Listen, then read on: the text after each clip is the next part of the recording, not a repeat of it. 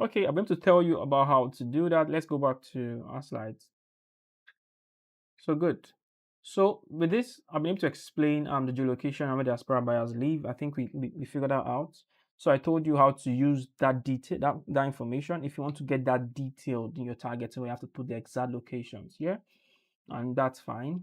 But because they are all minority groups there, so just target the entire country, yeah. Because instead of just trying to target Texas, Maryland, Illinois, that's Chicago, yeah, or Chicago, sorry. Um, you could just target the entire country. Nigerians could be anywhere else. There could be Nigeria could be in Maine, or somewhere in Utah. So the Nigerians could be everywhere. You know the way Nigerians can be. So you could find a random Nigeria somewhere in Nevada, and that's fine because everybody's just trying to optimize for success.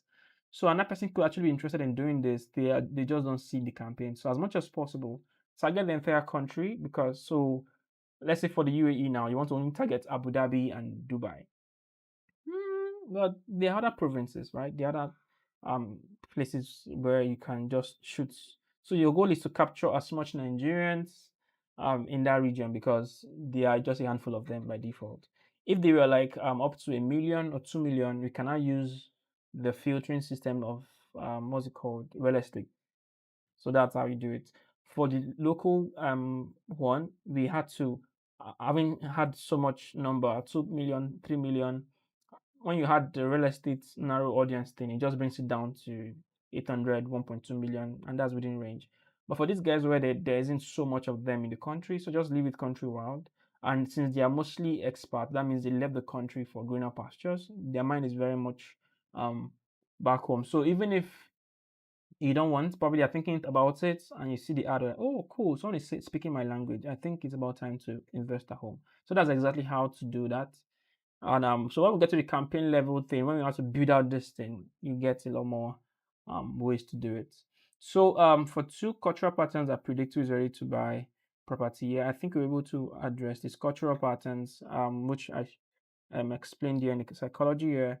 Risk versus family, they want to buy support the family back home. This is actually what happens. Some people are tied to their family, communities, want cash flow. So it's all what they're optimizing for. So how to create precise geo layers in Meta Ads Manager.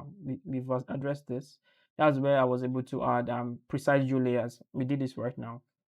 The one for the US, we had to add every what's it called? Every state there is. You could also add metros, but that's like very very niche.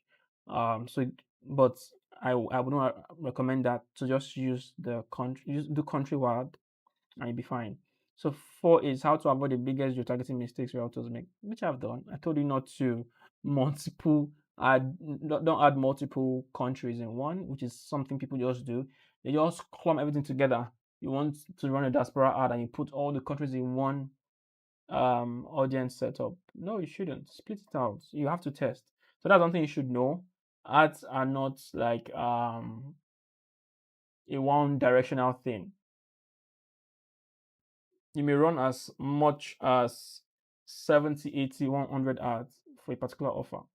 There's a campaign we were running and we ran as much as but I'll show you how it works basically. So it's not as if you have to create different videos per each, but we as a way to max out the content, we spinned it, and by the time you look at the number of ads to run, you would see as high as 60, 70, 80 ads for just one property, because that's how you eliminate luck, by spinning these things quickly. And anyone that is not working, you can easily kill it. We'll get to all those things on how to um, put guardrails to your ads so you maximize every dollar or every naira you're spending.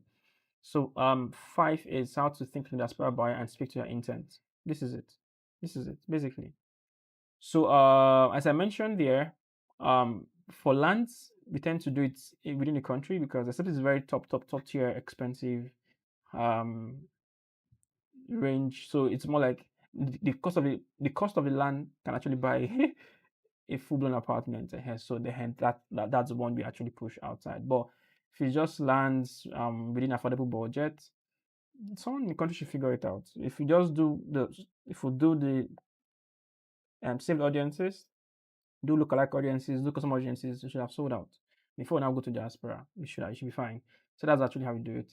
Then the ones we push out are finished apartments or yet to be finished apartments where it's been either off plan, it's been but there's more work from the developer in the sense that it's not just Bell and they are working on something. But if you key in early, you get an offer.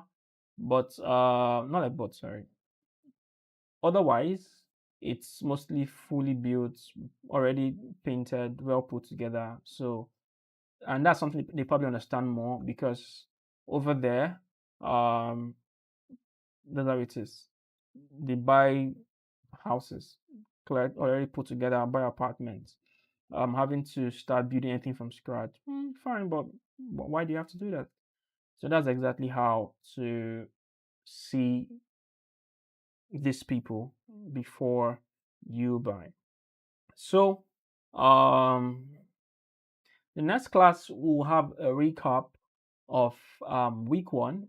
Then we'll do a core campaign setup. Right now, we've done a lot of audience setup. We've done a lot of put together, but now we need to know how it applies in a campaign. So in the next class, you get that I'll walk you through how to set up these things properly. But mind you, it's just for core audiences, so you don't think this is everything. So that's the one we created, the ones we created for interest, for behavior. So that's our core. Then also we'll do the diaspora thing. Yeah, so I think that's just it. See you on the next class.